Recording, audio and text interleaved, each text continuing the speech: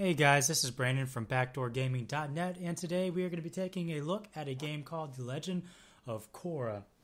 So this is a spectacle fighter that was developed by Platinum Games, and you probably know them because they're the same guys that are behind games like Bayonetta and Bayonetta 2. Some other ones that I just honestly can't think of off the top of my head. But this time they're tackling something quite a bit different because this is a licensed product and it's based on Avatar: The Last Airbender, which is personally one of my favorite shows that I've ever watched, ever. If you haven't seen it, you should definitely check it out. And also, if you haven't seen it, I don't know if you're actually going to like this game that much, because so much of what there is to really kind of like about the game is rooted in the fact that it's The Legend of Korra. Anyway, with that said, I'm not going to go into too much about too much detail about the game in this situation, or in this part of the video. The first thing I'm going to go over are the option menus. Number one is going to be the controller itself, and what I'm using is the 360 controller. I tried the mouse and keyboard, and there's nothing technically wrong with it per se.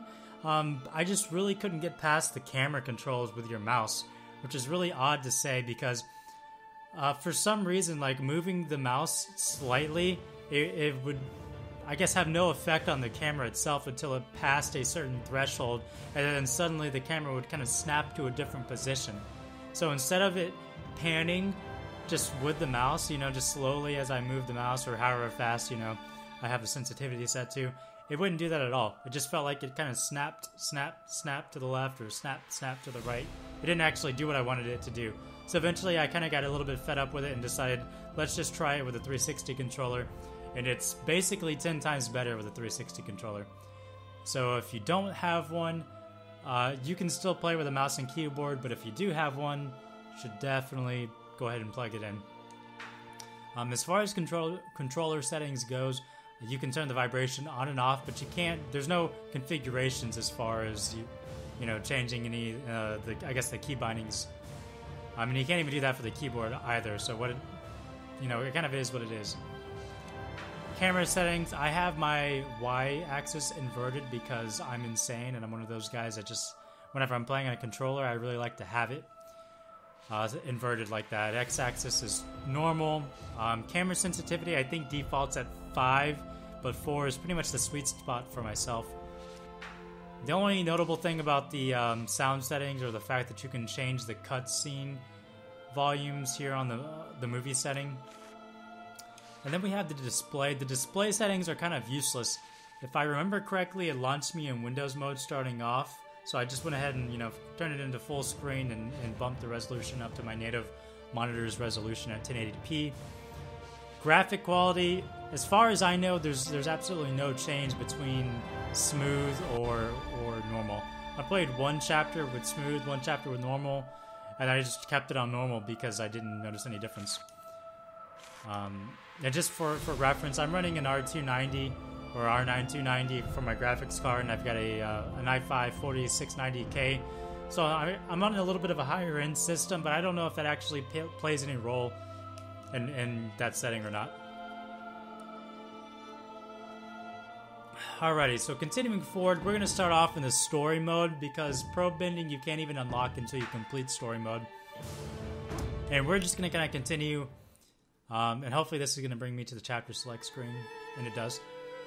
Okay, so this is kind of where you end up in between chapters.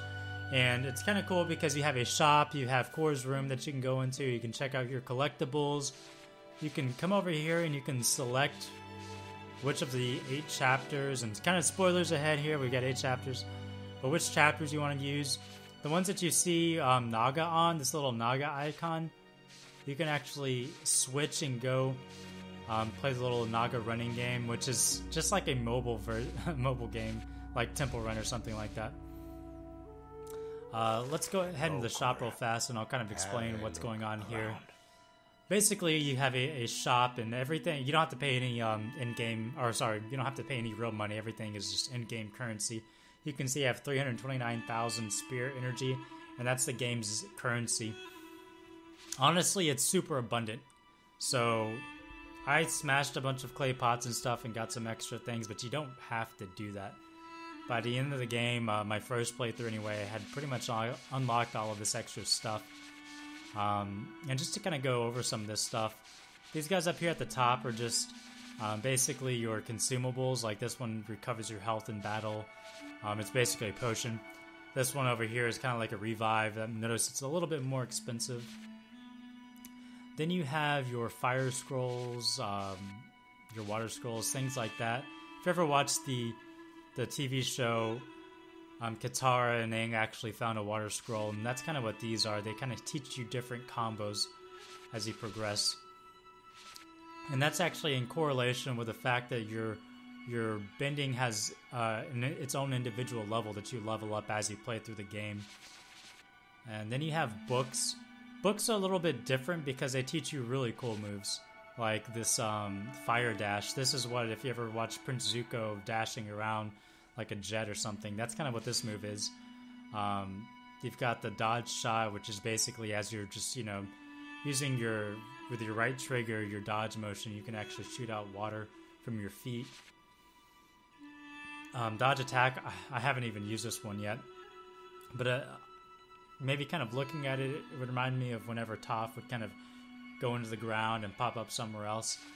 And this is my favorite because it's Aang's air scooter, which is probably one of the most iconic techniques in the game or in the show.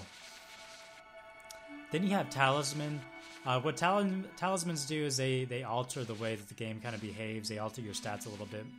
Most of these either half your health in order to give you extra attack power, or they do the opposite and they double your health, but they half your attack power. These are, I didn't even use these ever, and it doesn't really matter. They're here kind of maybe if you want to play the game a little bit differently, or if you want to maybe make it a little bit more difficult. And then you have basically the items that I'm using, which are equipable items. The ones that I have, this one increases my chi charging speed.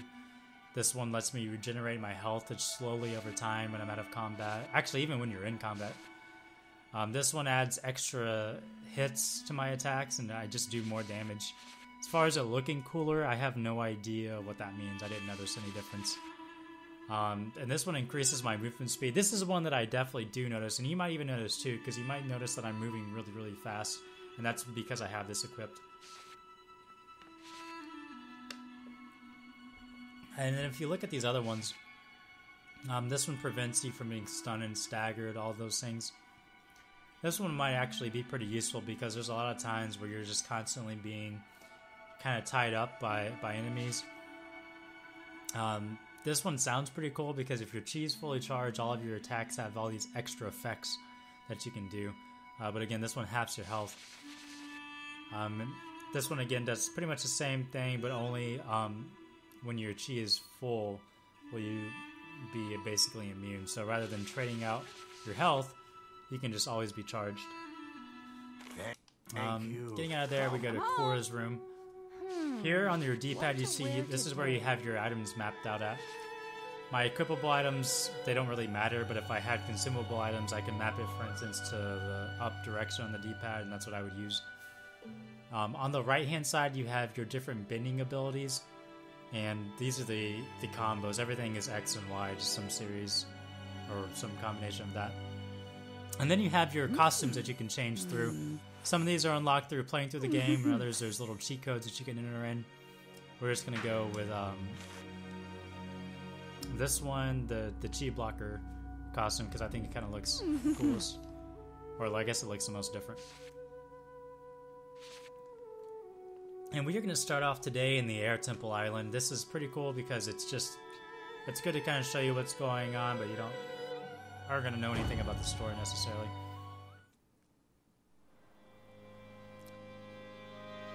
So we're going to skip over the cutscene, but at the beginning of pretty much every chapter, you get a cool cutscene that you can watch.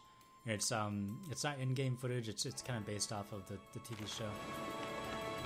The chi blockers beat me to Air Temple Island? How was that possible? Alrighty, so starting off here, I'm instantly getting attacked, and what you just saw me do was I actually just countered this guy's moves. It looks like I'm leveling up here. So what you see right here is I just leveled up, and I didn't get a chance to catch what I did. But my airbending is now level 9.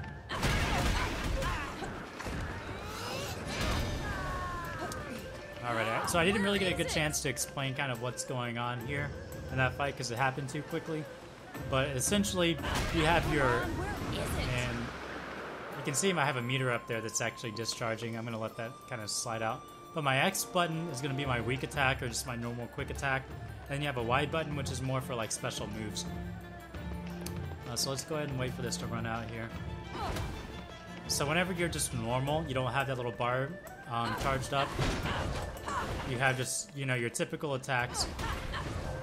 And you can string these together to perform combos like that. Or you can mix in your Y attack and it does different things. What you can also do is you can hit your right and left button to switch between your bending type. So now I'm at water. Here's earth. And then fire. And each bending type has its own identity. For instance, if you're fire bending, then it's just like in the TV show where you're really fast. There's a lot of martial art moves involved. And then whenever you're really all charged up, you basically teleport from one enemy to the next, and it's really fast, really fluid, and awesome. Your air bending is more for AoE type stuff. Once I have this charged up, you'll see that it just air fills this entire screen, and you can take out huge groups of enemies in seconds with this. Your water is more for, it's kind of a heavy hitter, but at the same time, it's also a lot of AoE going on and a lot of kind of crowd control. What I can actually do is I can freeze a lot of people like this. I can pull them a little bit closer with me with one combo, things like that. And then your earth bending is true to the TV show here, where everything is really slow but really powerful. And this one's actually my least favorite one because I like how strong it is, but it's so slow. You have to be really strategic, I guess, whenever you use it, or just be really accustomed to how it plays. Because, in my opinion, it's a lot different because you can kind of spam the rest of the your bending abilities, but this one you can't really spam it because you're just so slow. It's like you're slogging through it. Alright, so kind of moving on forward, we're gonna run up a bunch of stairs until we get into another encounter. I need more. Here we got some guys that will basically tie you up if you wait too long. What you can do is you can dodge them, or you can counterattack them like that, and it'll tie them up. And then sometimes you'll be prompted to hit a B, which is an instant knockout.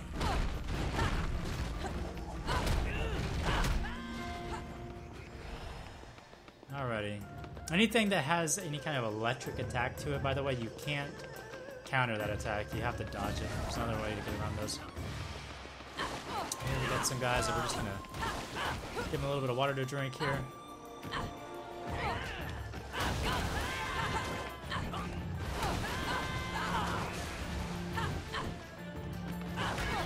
Getting closer. Still not enough. Alright, let's keep going, keep going. Run.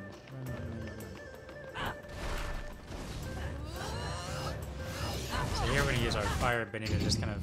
Oh, and we leveled up again. So here I get my chi effects now last longer and I get more spirit energy.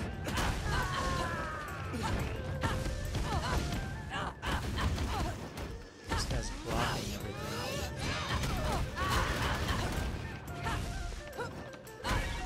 I'm so close. Just a little more spirit water. Alright, so this area actually kind of makes me want to talk about how the levels, or levels just in general, are kind of designed.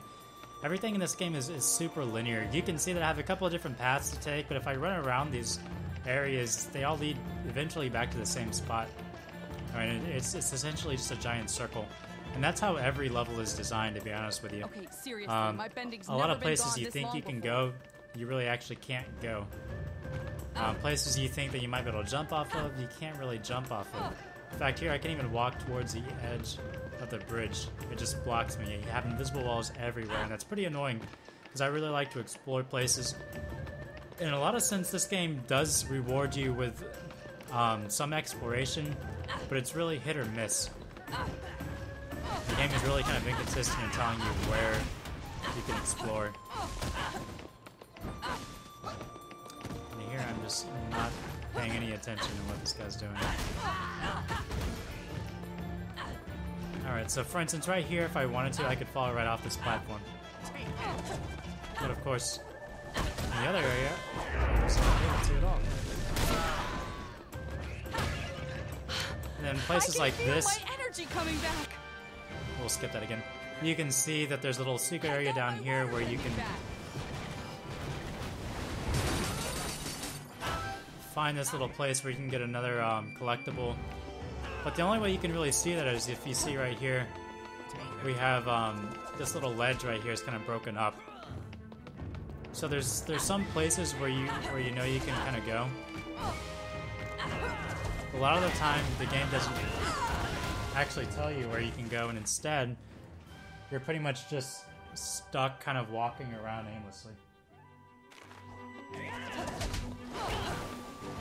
Or hitting a bunch of brick walls.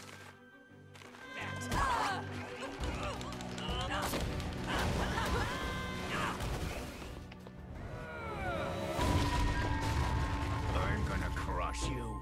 And now triads are here too? So this is our first little mini boss. And we will see these guys a lot.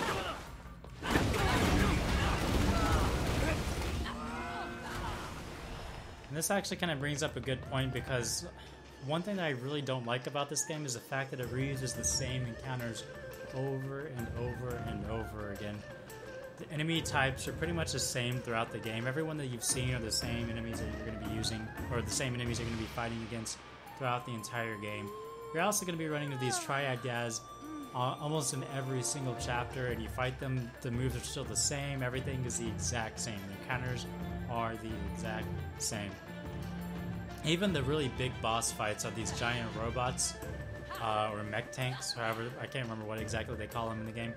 But it's the exact same ones over and over again, and some of the attack patterns change, but for the most part, it's the same experience, just recycled over and over That again. old man is trying to stop me with those barriers.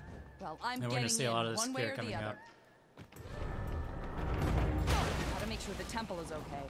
Tenzin will blame me if something happens to it.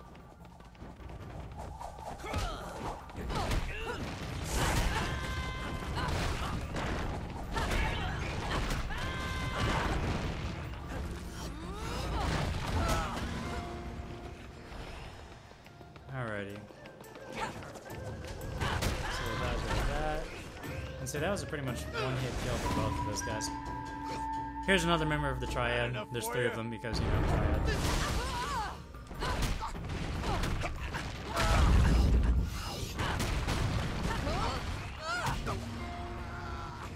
But you can see just how powerful earthbending is.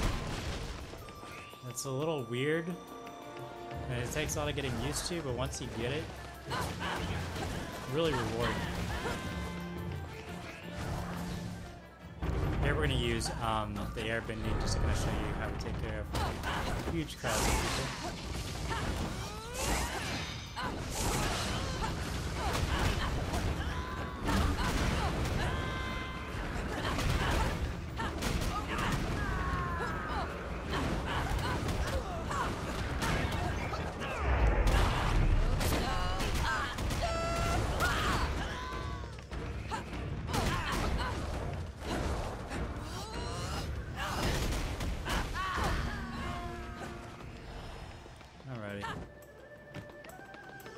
So that didn't go quite as planned. We're going to use the same technique here.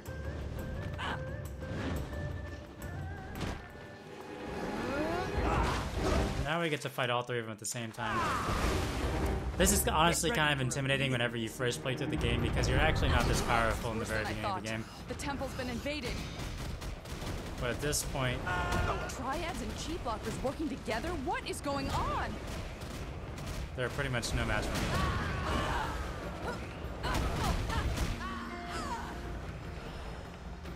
Somehow I got a gold medal instead of a platinum. I have no idea how this game is actually supposed to rate how you do. That still kind of eludes me here. I'm at the end, you kind of get... It gives you different medals and stuff, which just adds to your spirit energy that you'll never use because you've already gotten everything. But that's basically the simple structure of every mission. Sometimes you'll have boss fights at the end, but everything is kind of the same. You just start at destination A, or start at point A, end at destination B. Real quick, I'm going to show you what the Naga running looks like. Again, it's pretty much just like a mini game, or not a mini game, but a mobile game, like what's a game? Temple Run, something like that. It's an endless runner, except it has an end. You can jump. You can slide. You've got cool avatar powers you can use here.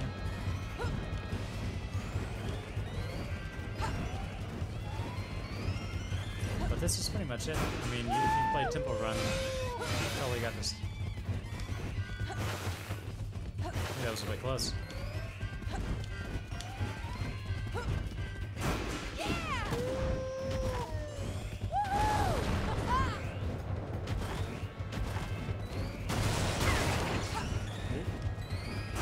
So you see we have 3 at the top left. You can see we have 3, I guess hit points really. You can hit 3 things. You can only fall in a pit once though.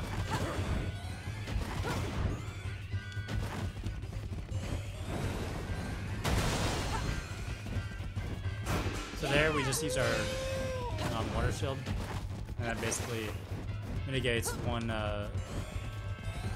hit that we get. Yeah.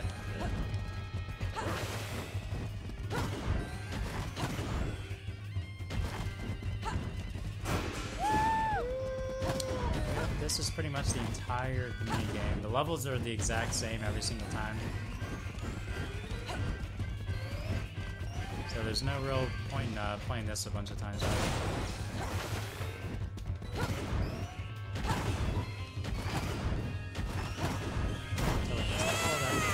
Anyway, so that's a Naga running game. And last but not least, we are going to head over to the Probending so I can show you that real fast. As soon as Naga wants to stop panting in my ear. Okay, let's go ahead and back out of this. Okay, so the Probending League. I'll really quickly explain kind of how the whole concept works in case you've never watched the show. Basically, you've got 2 teams that are separated by the half-court line right there, and you have 3 zones. There's 3 members on each team, and obviously you're going to have 3 members on Zone 1, and each starts off on their own respective side. So you've got 3 on 3. They both start in Zone 1, and whichever team manages to knock all 3 members into Zone 2 or whatever it is, everybody out, then the offensive team, they go ahead and they move into the defending team's Zone 1, while the defending team moves into Zone 2, or whatever zone respectively that they get to move into at that point. You can do some cool things, like for instance knock 2 players totally off the platform, keeping 1 player in, and eventually knocking him into Zone 2. That way it's always 3 against 1, or some variation of that strategy. But honestly, in the rookie level, you really don't need to think too hard about anything.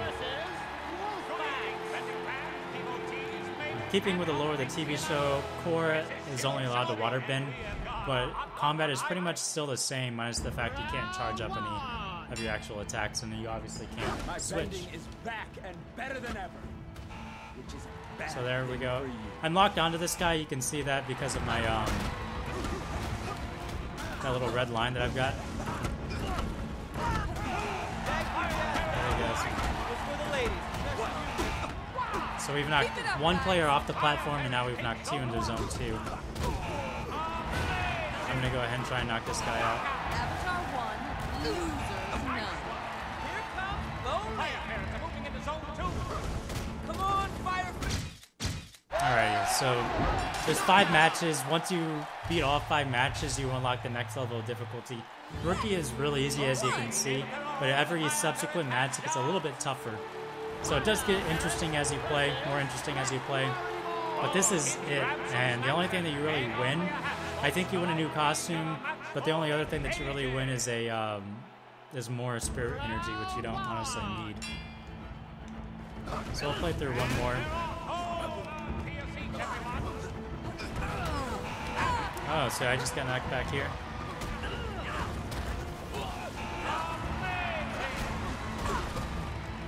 I'm just gonna spam this. How's that feel? Awesome! Let's make this quick.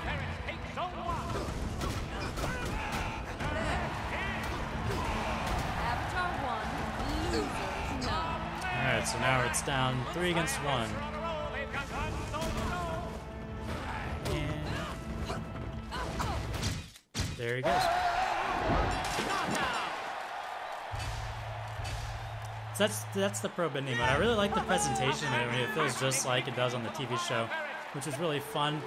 But it would be more cool if you had, you know, some kind of customization where you could build your own team or start some kind of really cool career mode or something like that. Unfortunately, it's really just, you know, 3-on-3 fighting. And it does get more difficult as you play, but unless you really, really like the mode, there's not a whole lot of reason to, you know, continue playing it. But anyway, this is The Legend of Korra. I really like the game, but I really like the game mainly because of the setting. It's set in the world of Avatar, which I really like. The TV show is probably one of the best TV shows I've ever seen. Legend of Korra, I don't think is as good as the original, but it's still pretty good. This game did get a lot of flack because it was made by Platinum Games, and a lot of people are expecting, well, the TV show is really high quality, and even though it's a licensed property, Platinum Games is behind it, so we have a lot of faith that it's going to be really, really good, really, really fleshed out. And some areas they really kind of dropped the ball, and other areas I can kind of see what they were getting at. Because if we kind of think about it, the core audience for The Legend of Zelda, if we look right above it, it says Nickelodeon. They are aiming this game for kids, knowing full well, of course, that there are going to be plenty of adults that actually pick up and buy the game. But if you're thinking about it from Platinum Games' perspective, you're introducing this kind of a difficult genre of gameplay to somebody that might not be that invested into video games or may have never even seen a spectacle fighter before, because they're kind of rare nowadays. This is an excellent way to kind of get people into that type of game, because honestly, you've got games like Devil May Cry and Bayonetta and stuff like that, but you know, we had the Devil May Cry reboot, and Bayonetta 2 is a really amazing game, and it's on the Wii U. So, I mean, there's not a whole lot out there that really people can kind of get their hands on. So I think this is awesome for a kid to pick up and see if he really enjoys it. And if he does enjoy it, he might grow up to really enjoy it. And some of the more advanced concepts of a spectacle fighter might kind of escape or get lost in translation, because this is a little bit of a dumbed down version of the genre. But I think somebody really interested is going to continue to be interested in it and actually go out and seek other things by Platinum Games or other games in the genre. So I think it's really awesome in that aspect, but level design is really boring. I mean, just to be straight, everything is really linear. There's usually a couple of different paths, but they're not fleshed out. It's just, hey, take a few steps over here, check out what's in the chest. What's in the chest ultimately doesn't matter, so you're kind of wasting time anyway. There's invisible walls pretty much everywhere. Enemy types are pretty much the same. Boss encounters the same. All of that. There's not a whole lot fleshed out. Now, given there's not a lot that they could really go off of anyway, because there's nothing but really cheap blockers and things like that in the story to begin with. But I think that they could draw something else from the lore here. But I would definitely pick it up for the price point that it's at. It's a good 4 hours if you just play through the storyline and that's all you do. But the game does have some replayability with it. For instance, you unlock the Avatar state kind of towards the end of the game, so whenever you go and play it on the extreme mode or whatever the next mode is, you can jump into that coming into it. You also get all those items that you can unlock, and then there's the costumes that you can kind of play through. So they do give you a little bit of a reason to come and visit back. But ultimately, it's about 4 hours in length for most people, which I think is good if you pick it up for about $15. But anyway, that's pretty much all I have for The Legend of Korra. So thank you for watching. So thank you for watching.